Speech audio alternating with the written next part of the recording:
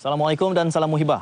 Anda sedang menyaksikan Demokrasi dibawakan secara langsung dari Studio 1 RTM Kuala Lumpur, dan dalam kesempatan kemeriahan kemulut politik di luar sana, kita mementaskan demokrasi dengan memberikan suluhan terhadap isu persempadanan semula. Ia merupakan satu tuntutan yang mandatori kepada negara kita selepas sekian lama ianya tidak dilakukan, dan timbul desas-desus soal bagaimana peranan Suruhanjaya Pilihan Raya di dalam memainkan peranannya, strategik ataupun tidak, demi kepentingan sesetengah pihak tertentu. Setidak-tidaknya itu tuduhan yang diberikan buat masa ini. Lalu kami bawakan tema pada malam ini yang berkait dengan persempadanan semula bersama 3 pakar akademia belaka untuk memberikan pandangan mereka secara tuntas jika kita berjaya mencapai suatu kata sepakat dalam perbincangan pada kali ini. Dan untuk tujuan itu, masanya saya memperkenalkan ketiga-tiga panel. Di sebelah kiri saya, lama tak bersama saya. Berapa tahun agak ni, Prof? Berapa lama kita? Kesempatan kita kali terakhir masa keputusan pilihan raya. Di sebelah kiri saya, Profesor Madya Datuk Dr. Muhammad Agus Yusof, pensyarah kanan sains politik UKM. Assalamualaikum. Waalaikumsalam warahmatullahi taala wabarakatuh. Di tengah-tengah, Profesor Madya Dr. Chang Peng Kee, pensyarah kanan Fakulti Sains Sosial dan Kemanusiaan UKM. Selamat malam. Selamat malam dan terima salam sejahtera. Hangat ini. Ya, bersedia. Okay. Tak sabar-sabar nak bincang. Kemudian dari hujung sana, tetamu back by popular demand. Siapa lagi jagoan pensyarah kanan Fakulti Komunikasi dan Pengajian Media UiTM, Prof. Madya Dr. Ismail Sualman. Dan nanti kesempatan, Assalamualaikum. Terima kasih Tuan.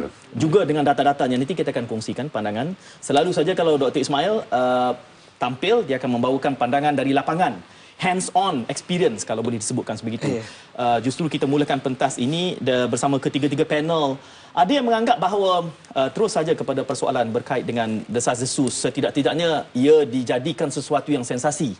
Tuan-tuan, ya, mengatakan bahawa SPR merupakan instrumen Barisan Nasional untuk melakukan persempadanan ini bagi memenangkan kepada Barisan Nasional. Gerrymandering. Prof. Datuk Agus. Soalannya apa? Soalannya, tuduhannya bahawa SPR menggunakan proses ini untuk memberikan kelebihan kepada Barisan Nasional. Itu tanggapan. Dan tanggapan itu mungkin betul, mungkin salah. Jadi isunya sekarang ini ialah, adakah SPR telah melakukan satu tindakan pemetaan semula yang salah ataupun yang tidak adil? Okay.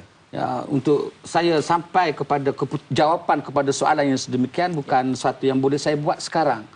Tetapi dalam proses untuk melaksanakan pemetaan semula itu, ada beberapa tata cara dan prosedur yang perlu diikuti oleh SPR. Saya akan rumuskan adil atau tidak adilnya kemudian. Kemudian itu bila? Kemudian itu setelah saya menilai, melihat dan memastikan di akhirnya keputusan pemetaan semula ini, persempadanan semula ini, SPR mengikut prosedur ini. Okay. Jadi yang pertama, macam Tuan Syed tanya tadi, adakah persempadanan ini jikalau tidak adil itu sah atau tidak? Okay. Ya, jawapannya in a very positive, affirmative. Jawapannya itu mestilah sah.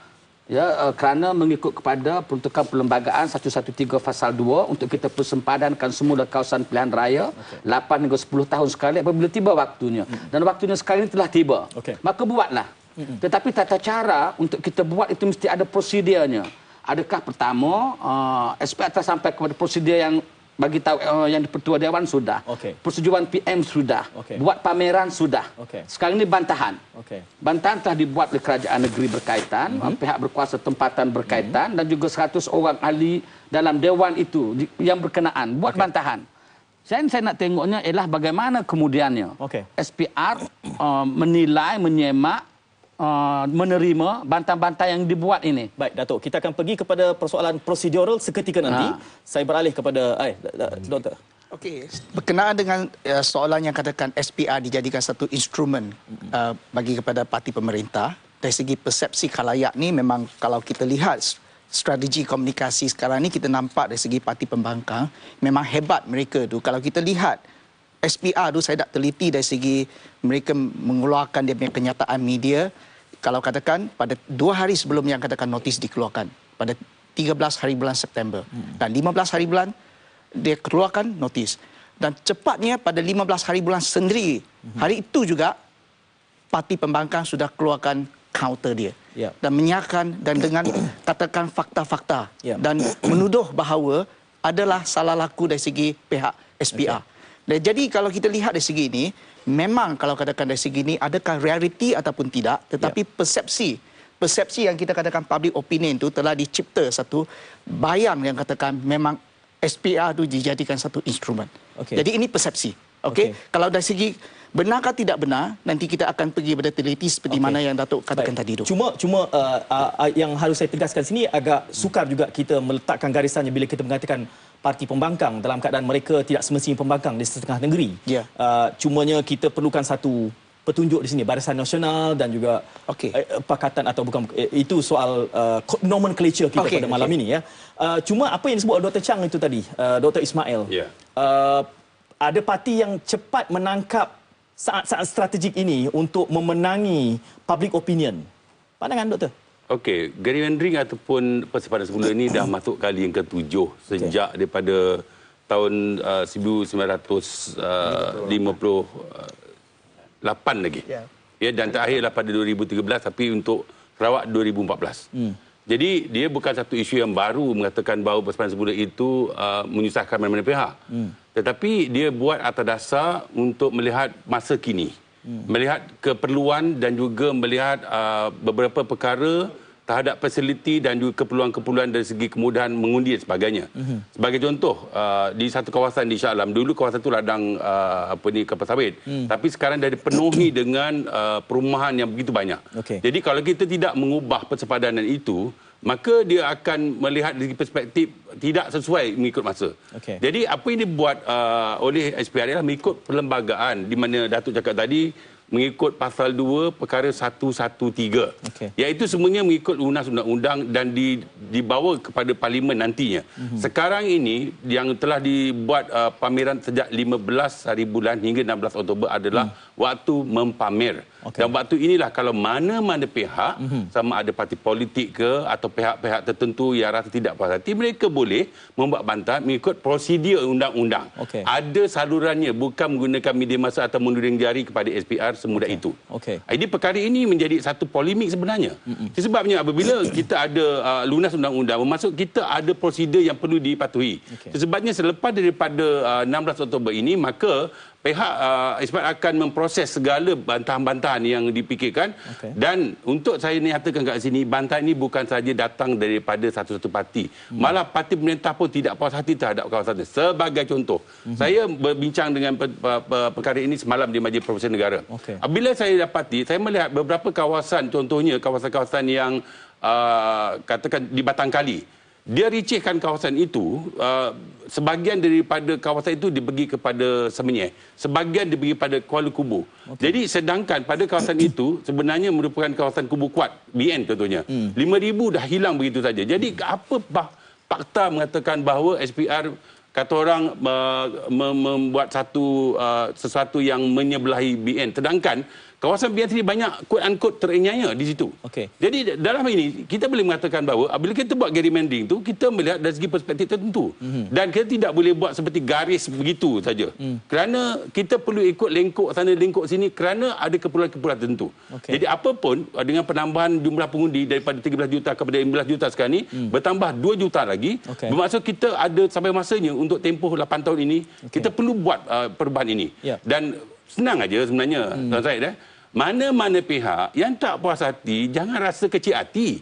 Dia boleh membawa perkara ini kepada parlimen. Parlimen akan menentukan sama ada nak meneruskan atau tidak, sah atau tidak ialah parlimen. Itu perlunya parlimen dalam hal ini. Kita akan pergi kepada persoalan yang berkait dengan prosedural dan operasional selepas. Saya masih cuba untuk membereskan persepsi terlebih dahulu kerana Dr. Chang sebutkan awal tadi, parti-parti tertentu cepat menangkap isyarat ini, memanfaatkannya secara strategi untuk menggambarkan bahawa apa juga natijah daripada pemetaan baru ini nanti akan membina persepsi yang tidak baik khususnya kepada Barisan Nasional. Tetapi tidakkah beberapa komen dan juga kritik mereka itu legitimate, mempunyai keabsahan pada peringkat ini, Dr. Chang?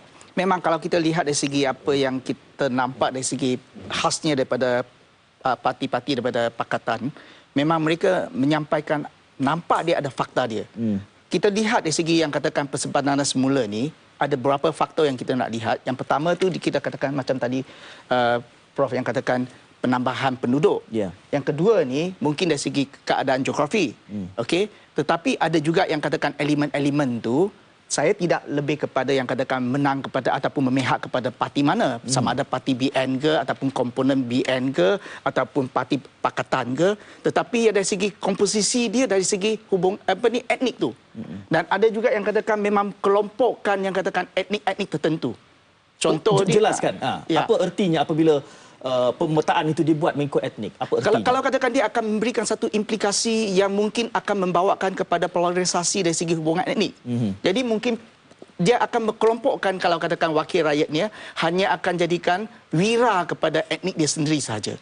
Jadi ini adalah mungkin akan mendatangkan satu elemen-elemen yang bahaya dari segi masa kempen dan sebagainya. Tapi tidakkah itu kesan daripada urbanisasi dan kependudukan yang bukan dalam perencanaan Suruhanjaya pilihan raya? Tapi kalau kita lihat dari segi yang katakan 2002 masa tu, yang lepas tu kita guna pakai pada 2003 yang katakan persempadan semula. Saya baca artikel yang katakan ada juga yang penyelidik, yang nama dia tu Graham Brown tu, yang melihatkan yang 2002 masa tu yang berusaha menampakkan dari segi pembahagian tu lebih, kalau katakan sekurang-kurangnya mengambil kira dari segi keseimbangan tu.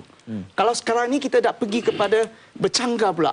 Jadi ini yang saya risau, sebab apa? Kalau katakan kali ini diluluskan kepada 2013 ni, 2016 ni mungkin akan diluluskan pada 2017. Dia akan membawakan implikasi sekurang-kurangnya sehingga 2025 ataupun lebih panjang lagi. Datuk, adakah ini social engineering? Dia ada beberapa kebimbangan berkaitan dengan persempadanan semula ini. Pertama, seperti mana Dr. Chan kata tadilah, iaitu dari segi polarisasi kaum. Ya, bagaimana kita memadatkan sesuatu kawasan itu kita padat dengan terdiri daripada pengundi daripada satu kaum. Dan ini tidak baik pada setengah-setengah orang untuk ke depan, kan ini akan mewujudkan satu politik hubungan etnik yang tidak kemas. Itu yang pertama. Yang kedua, macam parti Pakatan Rakyat lah timbulkan apa masalah? Masalah dalam satu kawasan itu tidak ada satu keseimbangan antara bilangan pengundi antara kawasan A dengan kawasan B. Ya, ada oversize parlimen, oversize constituency misalnya. Ini satu 50,000, ini satu 150,000. So mereka bimbang dari ketidakseimbangan itu. Sedangkan kalau kita ikut dari segi prinsip-prinsip persempadanan, satu daripada perkara yang perlu kita buat adalah untuk memastikan seboleh mungkin perbezaan antara satu kawasan dengan satu kawasan itu lebih kurang seimbang dan sama rata. Dahulu pengerusi dahulu sebelum tahun 73 jurang antara satu kawasan dengan satu kawasan dah tidak lebih daripada 5%. Dan bagi kawasan luar bandar kita benarkan sampai 15%. Selepas tahun 1973 jurang itu meningkat kepada 33%. Dan sekarang ini orang bimbang mengapa sampai 10 kali ganda. Itu yang orang risau. Antara misalnya Putrajaya 15,000 dengan Kapat 150,000. Mengapa sampai begitu berganda? Itu kerisauan. Yang ketiga yang orang bimbang ialah antara perwakilan antara bandar dengan luar bandar. Akan wujud satu dikotomi yang jelas dalam politik negara antara bandar dengan luar bandar. Dan ini yang dipertikaikan oleh parti pembangkang ataupun asosiasi Pakatan Rakyat atau apa sahaja. Dan ini aspek persepsi yang dibina ini, inilah yang perlu diberi penerangan yang baik oleh siapa-siapa yang berkaitan bagi melegakan kerisauan rakyat. Dan soal ini boleh diberi penerangan. Tetapi penerangan itu mesti diberi berdasarkan kepada peruntukan perlembagaan. Dalam undang-undang pilihan raya tidak ada satu akta pun yang berkaitan dengan akta persempadanan semula pilihan raya. Tetapi ada dalam perlembagaan bermula daripada jadual 113 sampai 119 berkaitan dengan pilihan raya dan persempadanan dan bahagian jadual ke-13 itu sudah jelas untuk diberikan penerangan secara baik, secara teliti kepada rakyat, memberitahu kuasa kerajaan, bidang kuasa SPR, dan kita ikut prosedur-prosedur itu. Seperti yang Prof. Ismail beritahu tadi, apapun debat kita di sini, di akhirnya ialah persempadanan yang dibuat dan dicadangkan oleh SPR ini akan dibawa ke Parlimen. Itu Parlimen setuju atau setuju di situ. Kemudian mendapat perkenaan di Pertuan Di sini menimbulkan persoalan baru setidak-tidaknya kepada saya, kerana kalau saya faham apa yang Datuk sebutkan secara jelas tadi, bahawa tidak ada garis panduan yang jelas, cuma peruntukan bahawa SPR perlu memberikan penerangan. Betul? Dari segi peruntukan undang-undang itu ada, dari segi prinsip persempadanan apa prinsip ada. persempadanannya? Tata cara persempadanan ada. Itu maksud saya. Kalau prinsip persempadanannya mudah. Sebentar, Prof. Kalau Prof mengatakan pada 70-an jurangnya hanya 5% dan kini menjadi lebih 10%, bererti prinsip-prinsip itu tidak dipatuhi. Itu prinsip-prinsip itu tidak dipatuhi. Bererti prosedural asasnya pada peringkat ini pun tidak ada kecerdasan di dalam SPR untuk mematuhi prinsip yang sepatutnya mengekal pada 5%. Di akhir analisisnya, ya, prinsip-prinsip itu ada, tata cara itu ada semua dalam jadual ke-13 perlembagaan. Di akhir analisisnya ialah setelah buat kali keduanya, SPR memperakukan bantahan-bantahan itu kepada Perdana Menteri dan dibentangkan di Dewan diluluskan dengan sekurang-kurangnya. Sebelum kita pergi ke situ, Dr. Chang, apa kala 70-an jurangnya 5% dan kini lebih 10%, bererti pada peringkat penggubalan pemetaan itu, SPR tidak melakukannya dengan baik. Boleh kita sebutkan begitu? Memang kalau kita lihat dari segi apakah yang disampaikan oleh pakatan, memang itu adalah satu usaha untuk menciptakan persepsi dari khalayak. Ini bukan soal persepsi. Soalnya ini fakta. 70-an 5% dan sekarang 10%. Bererti Sekarang SPR gagal mengikut prinsip lebih daripada 10%. Bererti SPR gagal mengikut garis panduan yang diletakkan dalam perundangan. Ini bukan soal persepsi. Saya ingat ni bukan, kalau katakan dari segi ni memang undang-undang tu tak yang katakan dari segi yang katakan jurang dari segi dia punya ratio tu. Kadar tu tak ada, saya ingat. Kalau ikut saya yang faham kefahaman saya. Dia begini, kita tidak boleh kata sebegitu keras bahawa SPR telah gagal memenuhi prinsip-prinsip. Apa artinya garis panduan kalau tidak dipatuhi dalam perundangan? Okey, itu prinsipnya. Ya. Prinsipnya itu dibentangkan di Parlimen. Betul lah, SPR sudah langgar prinsip itu. Okay. Prinsip itu dibentangkan di Parlimen. Dr. Parlimen Ismail, meluluskan. SPR telah langgar prinsip yang ada dalam perundangan. Saya tidak setuju dari segi aspek itu. Sebab undang-undang tetap undang-undang. Tetapi kita kena faham tentang kerencaman. Wujudnya kepelbagaian berbanding dengan tahun 70, 50 dan sebagainya. Hingga sekarang. Saya nak bercakap beginilah. Sebenarnya pengundi bukan hak milik kekal mana-mana parti. Yes. Maksudnya walaupun saya duduk di Shah Alam, saya tak mesti mengundi di Shah Alam. Saya mengundi di Tengah Karang. Mungkin Datuk pun mengundi di kawasan lain walaupun di pemetaan itu dibuat di situ. Jadi, apa masalah yang timbul? Kerana dia buat tu berdasarkan kepada populasi dan juga kedekatan untuk mengundi. Contohnya, kalau kawasan terlalu padat, contohnya di Shah Alam, dia punya jumlah voter dekat 100,000+. Jadi untuk parlimen. Jadi dia terpaksa bagi kepada beberapa sekolah yang berbeza dan dekat. Tetapi kebanyakan daripada pengundi di bandar, walaupun tinggal di bandar, kebanyakan besok nak mengundi balik ke Kelantan, balik ke Terengganu, balik sini. So apa signifikannya kalau kita nak cakap tentang cara pola itu? Saya sebut signifikannya di sini ya. Kerana garis panduan mengatakan sewajarnya jurang sekitar, kita bukan bercakap soal sentimen undi, kita bercakap soal prinsip yang sudah digariskan dalam undang-undang, sama ada SPR mampu mematuhi jurang 5% itu ataupun ia terus kekal semakin menjarak. Dan inilah hujah yang dibawakan oleh pakatan yang tidak ditangani dan belum dijawab atau penerangannya belum diberikan oleh SPR, Dr. Chang. Saya ingat ni, kalau katakan kefahaman saya ni yang saya dah baca ni, memang yang katakan jurang ni, yang katakan dia punya kadar tu memang tidak timbul di sini. Dan Tidak kalau ada ikut di di sini dalam memang tak ada dalam tu. Dan apa yang katakan di sini tu, cuma SPR tu dia tak ambil kira. Dan kalau katakan dari segi ini, Jadi memang ini bukan suatu pematuhan yang wajib kepada SPR. bukan wajib. Tetapi kalau katakan sepatutnya, SPR tu harus ambil pertimbangan disebabkan ini memberikan implikasi kepada yang katakan dia punya weightage untuk undi tu. Yang pemberat kepada undi tu. Contoh dia, kalau katakan di Putrajaya, dia hanya 17,000. Yang satu kawasan tu 150,000 di Damansara. Jadi ratio dia 10 kali. Betul. Jadi seakan-akan tu kalau katakan wakil rakyat tu mungkin lebih mudah kalau katakan dia untuk mengkhidmat kepada dia punya pengundi. Tapi kalau katakan kawasan tu dia dapatkan terlalu ramai, jadi memang penat bagi dia. Baik. Dan juga dari segi itulah sebenarnya kita kena faham betul-betul prinsip persempadanan itu bagaimana. Satu yang macam Prof Ismail cakap itu ialah keperluan tempatan, keperluan geografi. Ada lagi beberapa prinsip lain. Prinsip lain itu yang saya nak sebut telah disekat. Jadi ini yang dari segi kita nak bahas tentang SPR peranannya, kita nak bahas tentang satu pilihan raya yang adil, tidak adilnya persempadanan semula ini. boleh dan kita akan masuk kepada arena politiknya. Tetapi sebelum kita nak masuk kepada satu pentafsiran arena politik yang sedemikian, prinsip-prinsip dan tata cara persempadanan itu perlu difahami terlebih dahulu. Barulah kita on the right track to answer apa juga masalah yang wujud. Kita bercakap soal ingin menjadi negara maju. Justru serba-serbinya harus menuju ke arah kemajuan.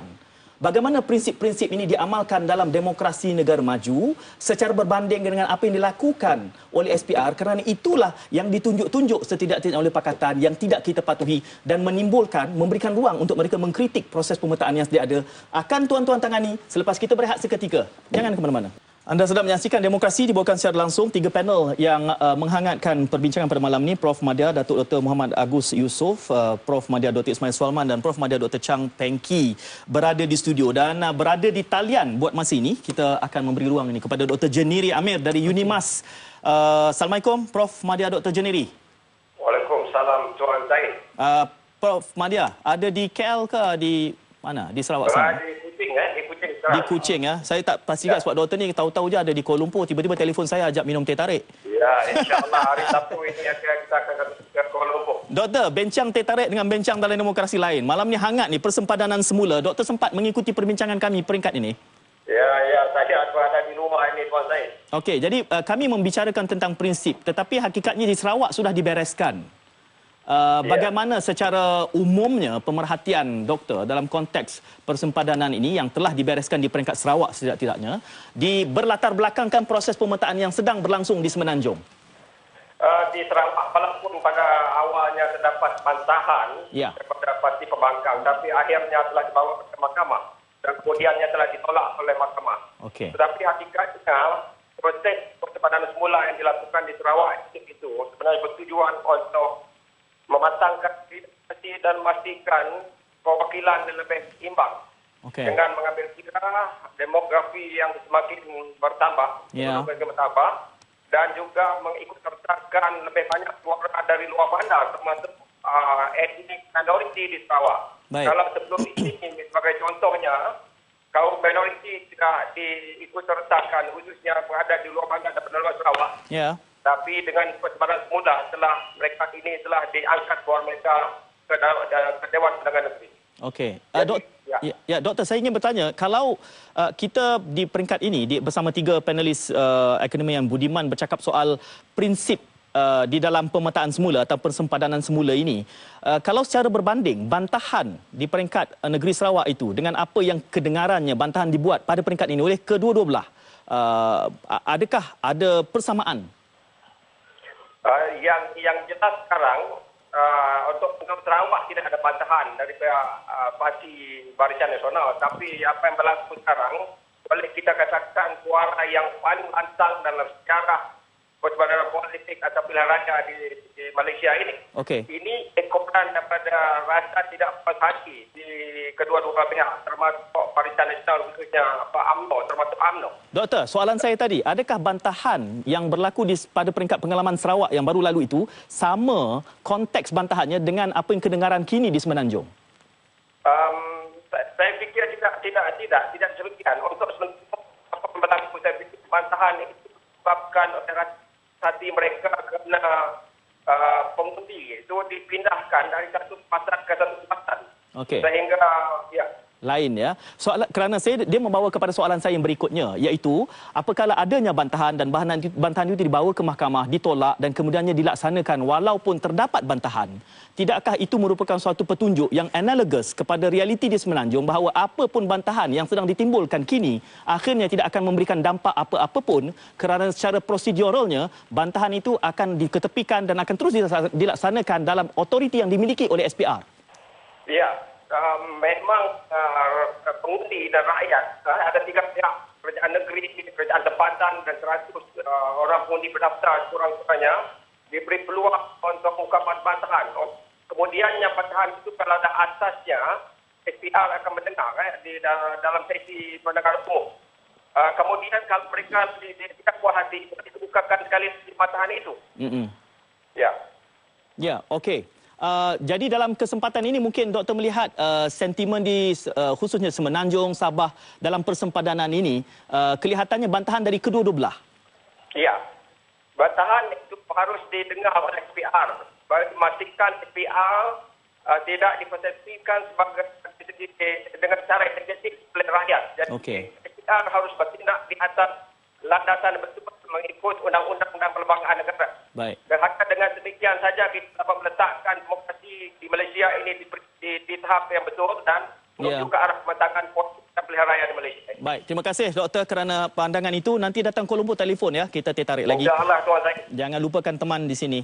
Terima kasih salam. Doktor. Ya. Baik, berlatar belakangkan itu nanti saya akan membawakan perbincangan kita di studio ini ke arah elemen-elemen prosedural ya. Cumanya pada peringkat ini saya nak membereskan satu soalan yang saya gantung tadi. Kita ingin menjadi negara maju, demokrasi kita juga ingin menjadi negara maju dan kita memperdebatkan tentang prinsip persempadanan yang mungkin tidak dipatuhi atau apapun. Kita akan perdebatkan secara berbanding. Datuk, politik demokrasi mana yang matang boleh dicontohi prinsip persempadanannya? Negara mana? Kita tengok United Kingdom. Itu yang sebaiknya dalam harus Banyak kita tengok Australia. Okey. Tapi saya bagi contoh United Kingdom. Saya bagi contoh England. England ada 65 juta penduduk, ada 650 kawasan parlimen. Okey. Dan untuk setiap satu kawasan parlimen itu jumlah pengundinya ialah antara 50 hingga 80 ribu. So kita nampak dia seimbang. Ya. Dan itu tidak berlaku dalam persempadanan yang ditawarkan pada peringkat ini. Di peringkat negara kita. Okey. Soalan saya ialah, adakah apabila dia tidak seimbang, maka itu merupakan sesuatu yang tidak sah dari segi perlembagaan? Barangkali itu yang Tuan Syed maksudkan. Ya, ya. Saya telah tegaskan di awal kata-kata bahawa persempadanan yang dibuat ini merupakan satu persempadanan yang sah dari segi perlembagaan. Ya. Ya, yang tidak seimbang itu prosedur oleh mention earlier. Ya. Jadi kita dulu semasa kita mencapai kemerdekaan dan dalam perbincangan antara raja-raja Melayu, antara perikatan, antara Inggeris, ya, kita telah bersetuju bahawasanya kita persempadan kawasan pilihan raya itu dengan memberi kelebihan kepada kawasan luar bandar. Okey. Kawasan luar bandar yang Lord Reed setuju dahulu ialah untuk memberi kelebihan kepada kawasan orang Melayu. Okey. Cuma sedikit demi sedikit setelah kita merdeka, kita memperkemaskan perlembagaan itu menjadi seperti mana yang ada pada hari ini. Iaitu kita kata prinsip-prinsipnya ialah dia mesti tidak melebihi sempadan negeri, dia mestilah seimbang kawasannya, dan itulah yang kita timbulkan perbahasan yang sebegini. Okey. Sebab itu ramai sarjana telah muncul ke depan yang menyatakan bahawa we can get rid of this gerrymandering. Dan satu caranya ialah kita buat satu pilihan raya secara proportional representation. Ya. Ya, kita buat secara proportional representation. Tapi bila ditimbulkan sebegitu, kita tolak. Saya sendiri secara peribadi, saya mahu kembali kepada yang perjanjian asal dahulu. Bahawa kita persempadanlah semula kawasan pilihan raya setiap 8 hingga 10 tahun sekali mengikut kepada keperluan semasa dengan memberi kelebihan kepada kawasan luar bandar. Kenapa saya bersetuju begitu? Biarpun mungkin dia berlaku sebagai berat sebelah dan tidak adil, di akhir analisisnya kita hendak membangunkan juga kawasan luar bandar pada satu masa yang sama. Dan inilah yang didebatkan oleh Pakatan Harapan, Pakatan Rakyat, Barisan Nasional. Debatlah. Cuma isu yang saya sering perhatikan, saya mahu perhatikan ialah sejauh manakah dari segi prinsipnya itu, dari segi tata caranya itu diikuti. Dan saya mahu bagi tahu Tuan Syed, saya kata tadi parlimen, akhir analisisnya apa pun yang kita buat parlimen tentukan. Tapi bagaimana remedinya kalau kita tidak berpuas hati? Kita ada mahkamah undang-undang. So bawa benda itu. Jadi kalau mahkamah sudah memutuskan dari segi remedi yang kita minta itu ialah apa yang dibuat oleh SPR itu sah. Kita bertarung dalam pilihan raya. Maka timbul kerisauan saya yang seterusnya. Apa risau saya? Saya risau saya sekarang ini pada anak muda, kepada orang yang belum mendaftar sebagai pengundi yang begitu banyak sekarang ini. So kesedaran-kesedaran itu yang perlu dimainkan oleh parti-parti politik. Pertama, memperjuangkan keadilan untuk rakyat. Memperjuangkan demokrasi untuk negara. Memperjuangkan dan mengasuh anak-anak muda ini, orang yang belum mendaftar ini menjadi warga negara yang bertanggungjawab untuk memilih pemimpin dan parti terbaik untuk memerintah negara. Itu yang kurang. Adakah Datuk cuba menunjukkan bahawa kalau tidak adanya keyakinan terhadap pematuhan prinsip persempadanan itu, maka menggugat semangat demokrasi generasi muda? Itu maksudnya? Pelbagai. Tetapi secara umumnya bila kita buat sesuatu yang menimbulkan banyak bantahan, banyak kerisauan orang, dia akan timbul persoalan legitimasi. In political science, you call it legitimacy. Ini yang kita mahu elakkan. Datuk, itulah yang saya maksudkan tadi soal demokrasi matang. Dari segi prinsip, Dr. Chang, prinsipnya supaya kita mengurangkan prasangka dan mempertingkatkan keyakinan terhadap legitimasi proses. Kerana UK, contoh yang ditunjuk oleh Datuk tadi, mengatakan keseimbangan nisbah itu. Memang saya pun memang setuju bahawa yang katakan nisbah tu, yang katakan keseimbangan tu harus diambil kira. Tetapi tadi itu kan saya tak berapa setuju dengan Datuk yang katakan sekarang ni terlalu awal kalau kita katakan nak mengambilkan langkah-langkah yang katakan pergi kepada mahkamah. Sebab apa, memang SPR tu dah bagikan ruang. Saya tak kata lagi pergi ke mahkamah. Saya kata now, tadi proses-proses. Okay. Faham dulu. So kalau katakan, sebab apa, memang kalau kita lihat dari segi ni, yang tadi pun dari segi yang di Sarawak pun dah sampai ke tahap tu. Tapi saya rasa seharusnya kita ambilkan, kalau ikut undang-undang yang diperuntukkan, memang ini adalah masa yang kita buat bantahan. Dan bantahan memang ada 3 channel dia yang kita boleh buat dalam bantahan sekarang ni. Lepas tu dia akan buatkan siasatan tempatan. So memang betul seperti mana yang Datuk katakan tadi itu, akhirnya akan diputuskan oleh parlimen. Wakil rakyat kita lah yang 222 orang tu yang akan tentukan sama ada terima ataupun tidak terima. So kalau katakan dari segi yang katakan legitimasi tu, yang katakan untuk menuju kepada negara maju, bukan katakan dari segi keseimbangan, dari segi ratio dan sebagainya, tetapi saya juga ambil berat. Sebab apa, kita harus pertimbangkan untuk hidup secara harmoni dalam negara kita. Dan sentiasa, sebab apa, kebetulan juga ni saya ada kerja dengan hubungan etnik dan sebagainya, itulah yang kita harus ambil pertimbangan, dan supaya kita tidaklah merenggangkan lagi hubungan antara etnik-etnik yang berbeza. So, Dr. Ismail, demokrasi maju mempertingkatkan keyakinan terhadap legitimasi kita. Apa channel, apa salurannya untuk SPR memberikan penjelasan ini? Kerana kita bercakap kepada khalayak ini, bukan semua faham technicality di dalam proses pemetaan ini. Tetapi kalau itu dijadikan bumbu oleh sesetengah pihak untuk mencantas keyakinan terhadap proses, maka ia akan mengganggu pemikir kematangan demokrasi kita.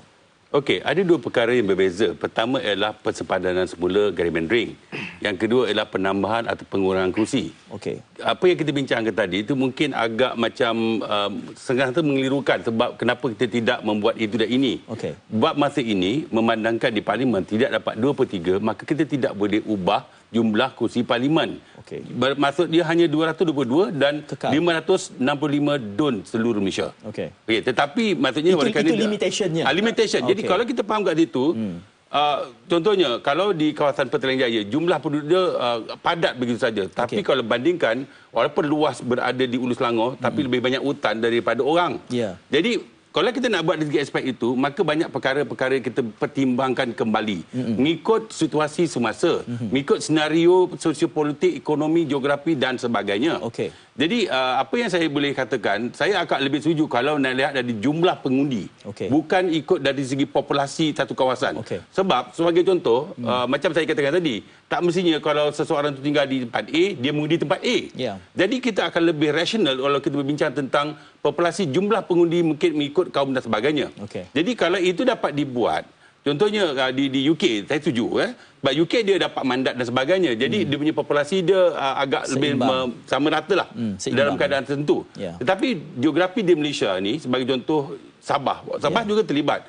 Dan apa yang kita bincangkan, yang melibatkan 113 kawasan saja berbanding dengan 222. Bermaksud 222 tu keseluruhan, tapi kenapa yang lain tidak terlibat? Sebab pada masa itu tidak ada masalah. Dan pada masa ini, mengikut hasil kajian yang dibuat oleh SPR, benda itu memenuhi peraturan dan juga memberi keperluan. Tetapi 113 ini melibatkan beberapa persoalan. Dan kerencaman tempat di bandar, demografi dia tidak boleh dibuat secara garis pensil atau pembaris. You cannot be like that. Walaupun contohnya di satu kawasan kecil tapi rumah plat penduduknya padat tinggi bertingkat-tingkat. Berbanding dengan kawasan rumah yang hanya satu. Jadi itu di antara perkara yang diambil kira to be considered dalam pertimbangan SPR sebenarnya. Jadi buat kerja ni dah lama sebenarnya. Dan kita yang terakhir saya kalau di Semenanjung ialah 2003 dulu. Yang di Sarawak 2014. Jadi dah terlewat sekarang ni. Jadi memenuhi keperluan undang-undang mengikut pasal perkara 103 pasal 2, kita kena buat juga. Tidak atau tidak, kita kena buat juga. Sementelahnya yang jadi heboh quote-unquote polemik dah, mungkin nak menjelang pilihan raya. Jadi kenapa dulu dalam 7 kali sebelum ini tidak menjadi isu besar? Why? Kerana pada tahun 1992, 2003 contohnya, during that time tidak begitu menjadi masalah dari segi persempadan itu. Tapi kenapa jadi isu besar? Kerana dia kaitkan by number. Maksudnya dia menganggap bahawa kalau satu kawasan itu jumlah dia ramai number, maka dia akan mempengaruhi jumlah pengundi. Tetapi itu perkiraan politik. Apa yang dilakukan oleh SPR adalah dari segi aspek keperluan yang ditentukan mengikut undang-undang. Jadi itu sebabnya saya fikir bahawa apa yang dilakukan SPR itu betul. Tapi kalau kita ahli politik atau mana-mana pihak menginterpretasikan cara politik, mungkin dia akan jadi lain. Ini yang menjadi persoalan dalam perbincangan dan juga polemik yang ada sekarang ini. Dan bercakap tentang rujukan, saya lihat dalam website di SPR ada. Semua dah dinyatakan kat situ dan penerangan pun diberikan. Dan sekarang ni kita baru dalam proses membuat bantahan pameran. Belum lagi nak melaksanakan. So wait after 16 bulan kita tengok. Kalau ada kita puas hati, mungkin dia akan ambil kira. Saya rasa negara komunikasi kita ni, kita membuka minda untuk memberi peluang kepada semua pihak untuk berhak. Kalau tak cukup ini, you boleh buat undang-undang. Semua ada dalam prosedur. Jadi belum sampai masanya kita bercakap tentang ini. Tetapi setakat ini, saya fikir tidak adil untuk menuding jari dan menuduh SPR memihak pada mana parti. Itu yang saya fikir sepatutnya tidak boleh berlaku begitu. Sebab apa yang kita buat adalah mengikut undang-undang dan apa yang dilakukan mengikut waktu-waktu bulan tertentu dalam jangka masa yang ditetapkan mengikut langkah demi langkah. Datuk macam nak menambah tu. Saya nampak macam Datuk nak menambah. Saya memerhatikan apa yang dikatakan oleh Prof. Ismail. Pada saya dalam perbincangan malam ini tidak ada siapa pun yang pertikaikan kuasa SPR. So SPR buatlah mengikut prosedur undang-undang, mengikut peruntukan undang-undang dan kita perhatikan sejauh manakah persempadanan semula ini akan memberi kebaikan kepada Datuk menyebutkan satu, saya akan pulangkan soalan itu kepada Dr. Chang. Datuk ada menyebutkan bahawa kita tidak mempersoalkan otoriti SPR, ya. Tetapi dalam konteks kita sebut legitimasi tadi, kalau kita ingin mengembalikan keyakinan dan ruh demokrasi, membina keyakinan itu, tidakkah SPR perlu mengambil langkah di dalam penerangan itu, bukan hanya memaparkan di laman sesawangnya, tetapi turun supaya demystify salah faham, supaya ia tidak dipolitikkan, dipolemikkan sesetengah pihak seperti yang berlaku sekarang.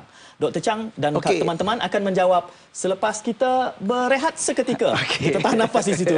Jadi jangan ke mana-mana.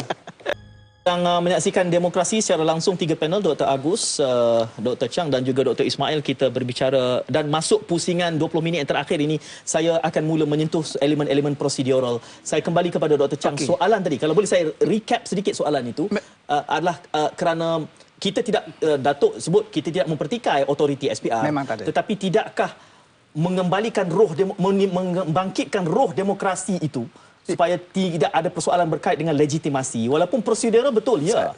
Elemen keadilan itu satu yang lebih subtle. Memang betul ni Tuan Syed. Kalau katakan saya tak teliti dari segi langkah-langkah yang diambil oleh SPR ni, memang dia ikut apa yang telah diperuntukkan. Cuma dari segi komunikasi itu kepada khalayak, memang dari segi mungkin kita nak lihat dari segi sama ada yang katakan dia praktiskan yang katakan effective communication. Memang ada juga yang katakan tuduhan yang katakan SPR tu seakan-akan ambilkan tindakan yang macam close door. Yang pertama sekali itu, sebelum yang katakan dia buatkan notis tu, adakah khalayak tu dia ambil dia punya pandangan dahulu, dia pergi kepada macam dapatkan pandangan juga dari segi mungkin dari segi PBT juga. Iaitu yang mungkin yang satu dipersoalkan. Mereka tidak buat itu pada sangkaan Doktor? Bagi saya ni, kalau katakan lihat dari segi yang katakan parti dari segi pakatan di mana kerajaan tu yang dikuasai oleh pakatan tu, memang dikatakan PBT tu tidak dirunding. Dirunding. Setidak-tidaknya Selangor, ya, memohon untuk berjumpa dengan SPR untuk mendapatkan justifikasi dan SPR tidak mahu bertemu memberikan justifikasi. Iaitu pun satu lagi perkara. Cuma apa yang diambil langkah oleh SPR tu cuma keluarkan satu kenyataan media pada 19 hari bulan September. Adakah jawapan itu memadai pada kacamata itu yang doktor? katakan memang itu yang nampakkan dia katakan memang sekarang ni ikut prosedur adalah ikut period bantahan. Tunggulah sehingga pada 14 hari bulan Oktober. Jadi bila nak beri justifikasi ini? So ini kalau disebabkan telah diberikan oleh diperuntukkan oleh perkara 113. Jadi memang mereka tak salah. Memang tak salah. Tapi cuma dari segi persepsi khalayak tu yang menampakkan mereka tu terlalu close door. Apabila kerajaan negeri ataupun pakatan memohon supaya SPR memberikan justifikasi persempadanan, pada kacamata doktor, apakah wajar, Dr. Chang, Kalau bagi saya ni SPR memang justifikasi. ada justifikasi dia. Kalau dari segi Ya, ini memang maksud saya, apakah mereka harus mengambil langkah memberikan justifikasi atau mengatakan bahawa kami sudah ikut prosedur? Kalau katakan dari segi untuk mengurangkan dari segi persepsi negatif dari Itu khalayak. yang maksud saya tadi, legitimasi. Ya. Dr. Ismail. Saya Dia fikir begini apa yang sebenarnya. dilakukan oleh SPR dah 5 tahun sebenarnya dia buat kaji semula ini. Sebab dia buat 2003 tapi oleh kerana 2008-2013 ada pilihan raya maka ditangguh. Dia dibenarkan mengikut undang-undang. Jadi dalam tempoh berkenaan data tak mesti kita dapat daripada PBT. You can get from perbandaran. Dia boleh dapat daripada APU dan sebagainya. Even though nowadays you can get daripada banci. Jadi data-data jumlah penduduk dan sebagainya sekarang transparent. Maksudnya you can get data tu online daripada mana-mana PBT. Satu yang kita boleh cakap itu. Jadi sekarang ni apabila kita apa yang pihak SPR buatlah dia mengikut keperluan yang dipikirkan dan dia mengikut undang-undang. Itu yang saya nak beritahu. Dan kalau kita nak melayan semua apa kerenah dan apa jurungutan, mungkin saya kira tidak akan berlanjutan untuk membuat kaji semula dan semakkan semula kawasan ini. Maka itu yang perlu dilakukan. Doktor, ini bukan soal rungutan tetapi kerajaan negeri memohon justifikasi. Ia bukan soal bantahan tapi ingin mendapat apakah hikmah di sebalik persempadanan semula ini dan mereka tidak menjawab. Saya rasa sebab sekarang ni waktu bantahan. Maybe after later on, kita waktu tengah sibuk-sibuk kita nak buat bantahan, waktu pameran, macam itulah dia baru nak buat benda ni. Doktor, maafkan saya, logiknya tempoh bantahanlah mereka kena menjelaskan supaya menutup dia, waktu tambah bantahan ni. Contoh, kalaulah tempoh bantahannya tamat besok, maka justifikasi itu tidak dipersetujui. Apa lagi ruang untuk mereka membantah? Tak, bantahan hanya boleh dibuat dalam tempoh yang tentu. Itu sebabnya ample time untuk sebulan Saya ini setuju ada dengan buat. itu. Dan Soalan selepas saya tadi, itu, segala bukti evidence dia akan siasat. Ada investigating yang akan dilakukan oleh mana-mana barisan tadi. Permohonan yang diberikan oleh Kerajaan Selangor adalah memberikan justifikasi. Ia bukan soal bantahan lagi. Mereka ingin mendengar apakah hikmah di sebalik prinsip-prinsip pemetaan. Ia bukan soal membantah. Jadi tidakkah untuk membina ruh demokrasi yang lebih sihat, turunlah jelaskan. Itu yang saya mau tambah pengurusi ya. Yang mustahak kita sebelum melakukan sesuatu. Datuk setuju dengan saya? Saya setuju. Kita kena buat engagement. Itu sahaja yang asasnya. Ya, SPR. Jadi boleh saya sebut begini Datuk, SPR proseduralnya betul tapi semangat demokrasinya salah. Semangat demokrasi. Kerana mereka tidak demystify keadilan yang diingini oleh rakyat. Dia tidak berjiwa besar untuk turun menjawab pertanyaan-pertanyaan. SPR tidak demokratik, Datuk setuju dengan saya? Mereka prosedural sah dari segi undang-undang. Tetapi tidak berjiwa besar itu saya sebut dalam bahasa yang lain. Okey. Kenapa tidak berjiwa besar? Pertamanya ada permohonan untuk buat justifikasi. Buat engagement. Terangkan bagaimana prinsip-prinsip yang kita buat. Kita dengar rintihan itu. So kalau kita tengok di negara-negara maju, ya, saya negara maju, kita tengok negara India. Hatta semasa mereka menyambut hari kemerdekaan. Pemimpin pembangkang mereka, pemimpin kerajaan mereka bersatu merayakan hari yang besar itu secara bersama. Pernah kita tengok di negara kita hal yang sedemikian berlaku. Kita tidak ada semangat itu secara bersama. Dan begitu juga dalam semangat kita nak merayakan demokrasi ini, saya fikir wajar jikalau ada pertanyaan-pertanyaan daripada kerajaan negeri. Ya, itu maksud saya. Ia bukan soal bantahan daripada wakil-wakil yang kecil. Ini persoalan yang dibangkitkan oleh sebuah negeri. Untuk mendengar. Dan mereka adalah kerajaan. Bukan pembangkang. Tuan saya ingat, kalau kita lihat dari segi balik kepada apa yang katakan, apa yang diamalkan oleh SPR tu, memang kalau katakan ikut dari segi prosedur itu, faham sajalah mereka disebabkan sebagai satu birokrasi ni. Disebabkan sekarang ni memang kita bagikan satu badan bebas. Bebas. Kita tidak boleh mengatakan mereka memang kecuali, tapi dia ada prosedur dia harus ikut. Iaitu yang prosedur itu sebab apa sekarang ni adalah masa untuk buat bantahan.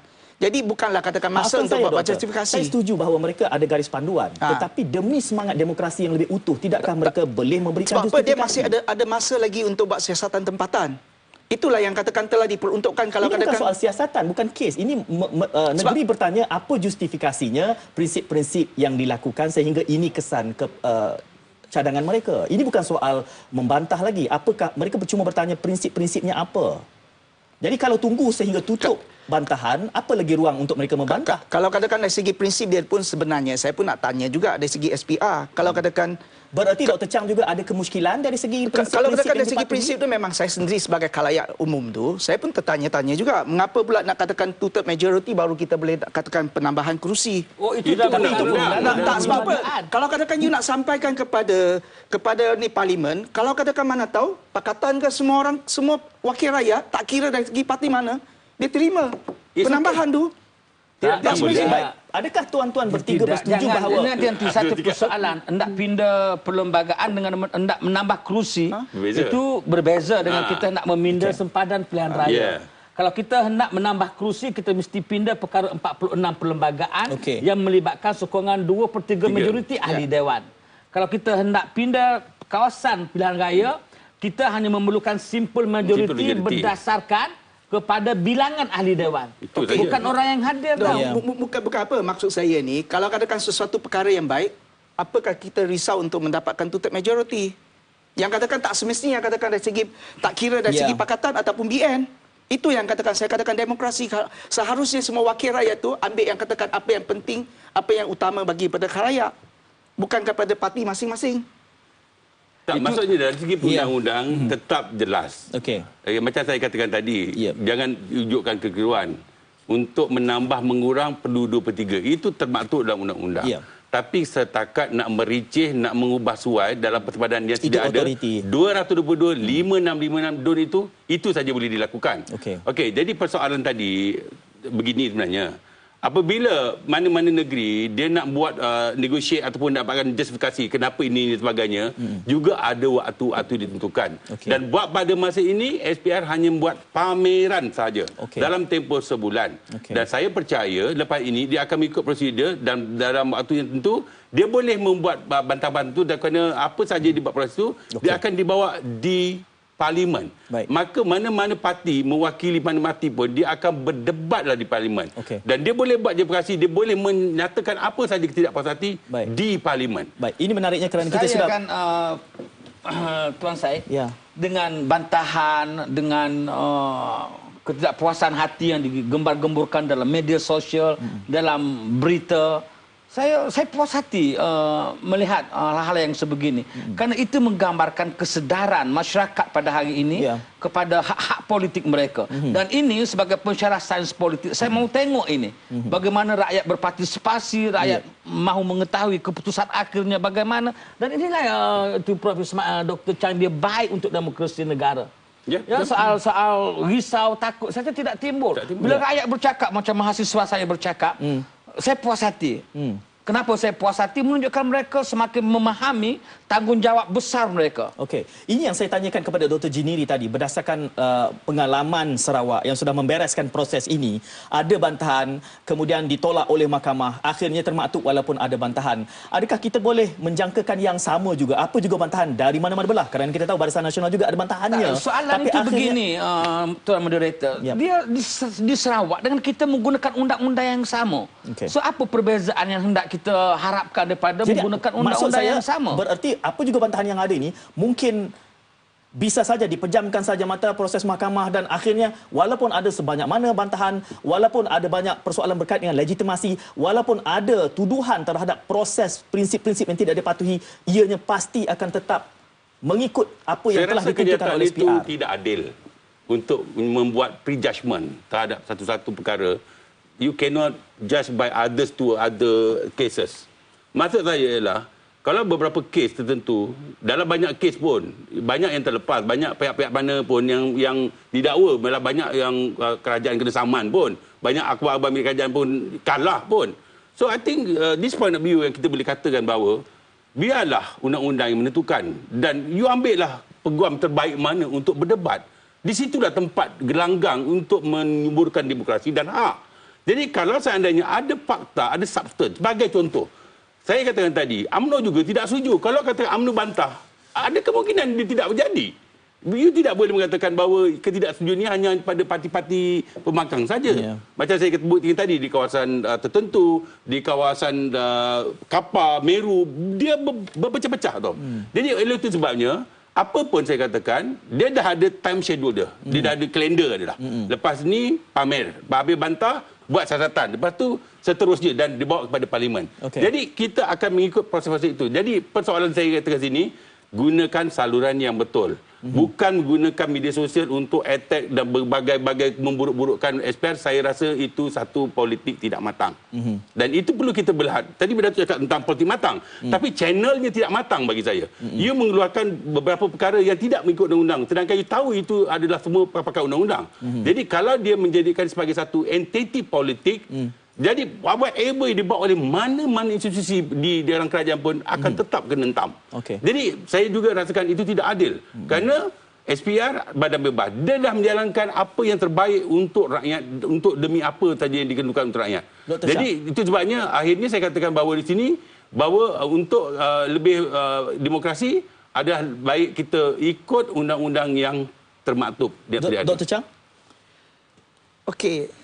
Memang tidak nafi bahawa SPR tu telah menjalankan kerja ikut yang katakan prosedur telah diperuntukkan. Cuma sekarang ni dari segi semangat dia tu, yang kita katakan adakah mereka tu melaksanakan sesuatu tu demi kebaikan rakyat. Sebab apa itulah yang katakan dari segi permulaan dia telah dipersepsikan bahawa sebagai satu instrumen kepada Barisan Nasional.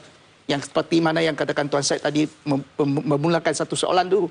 Jadi itulah yang katakan SPR tu, seperti mana juga yang katakan tadi Tuan Syed tu, tidak nampak dia lebih berhadapan dengan khalayak dan tidak nampak dia mesra. Dan dari segi ini memang itulah yang katakan dari segi approach komunikasi mereka tu harus dipertimbangkan untuk meningkatkan lagi supaya nampak dia lebihlah yang katakan ada engagement. Yang tidak kira lah sama ada dia parti mana ataupun khalayak mana. Ataupun NGO pun. Itu saya katakan SPR harus pertimbang semula. Datuk? Ini kesimpulan yang harus saya buat. Bergantung kepada berapa banyak masa yang Datuk perlukan. Kalau kesimpulan saya rumuskan begini. Saya gembira dengan perbincangan malam ini. Ini perbincangan yang baik atau tidak baik ini? Satu perbincangan yang terbuka adalah satu perbincangan yang selalu subur dan segar. Mungkin Prof Ismail tidak begitu setuju dengan media sosial yang bebas dan terbuka. Bagi saya tidak pernah ada masalah dengan apa juga bangkangan yang diberikan oleh sesiapa pun dalam media sosial. Itulah keterbukaan di mana kita membiarkan rakyat untuk menilai berita mana satu yang lebih baik. Saya tidak pernah risau tentang itu. Yang kita risau ialah sekiranya ada fitnah yang tak sepatutnya kita buat. Itu salah. Kalau sekadar pandangan berbeza, SPR baik, SPR tidak baik, kalau SPR merasakan dia perlu memberi penerangan kepada rakyat dengan jentera yang ada di SPR, maka berikan penerangan dan penjelasan. Dan rakyat akan selalu berbincang hal ini. Perbincangan itulah yang menyuburkan kesedaran, yang menyuburkan partisipasi, yang menyuburkan demokrasi. Dan inilah yang saya harapkan daripada anak-anak muda, daripada rakyat Malaysia seluruhnya. Jangan kita takut kalau kita ada sedikit perbincangan, perbezaan pandangan. Ini soal demokrasi, ini soal besar. Soal halu tuju negara masa depan, soal halu tuju kehidupan anak cucu kita masa depan. So kita biarkan dia terbuka. Cuma SPR mendengar beberapa keluhan malam ini. Macam Tuan Syed kata tadi, itu tegas itu. Apakah SPR akan selalunya membuat sesuatu yang akhirnya lulus di parlimen dan tidak ada dilaksanakan sebegitu. Itu satu yang berat pada saya. Kalau mendengar perkara-perkara yang sebegini, pertama mulakan engagement. Dengar bantahan itu mulakan engagement. Tetapi di akhirnya apa-apa engagement Tuan Syed, buatlah satu keputusan yang kembali kepada semangat asal, iaitu memberi kelebihan kepada kawasan luar bandar yang menguntungkan semua rakyat, yang seimbang antara semua yang ada dalam negara ini. Saya mahu tengok itu subur dan saya rasa insya-Allah dengan perbincangan malam ini, biarpun saya tak puas ni Tuan Syed, sekejap lah. Saya tak puas kerana saya tidak boleh bahaskan dari segi prosedur dan dari segi tata cara secara yang lebih lengkap. Kita cuma yakin bahawa pentas demokrasi ini pentas yang meletakkan polemik, para pempolemik yang berjiwa besar. Yang penting kita ingin mendahulukan negara mengatasi segala apa juga. Dan kita yakin dengan kematangan penonton pada malam ini. Saya mengucapkan terima kasih Datuk, Dr. Agus, Dr. Chang dan juga Dr. Ismail. Jangan lupa untuk setia bersama Demokrasi Saban Bulan. Kita jumpa lagi dalam kesempatan akan datang. Assalamualaikum. Waalaikumsalam.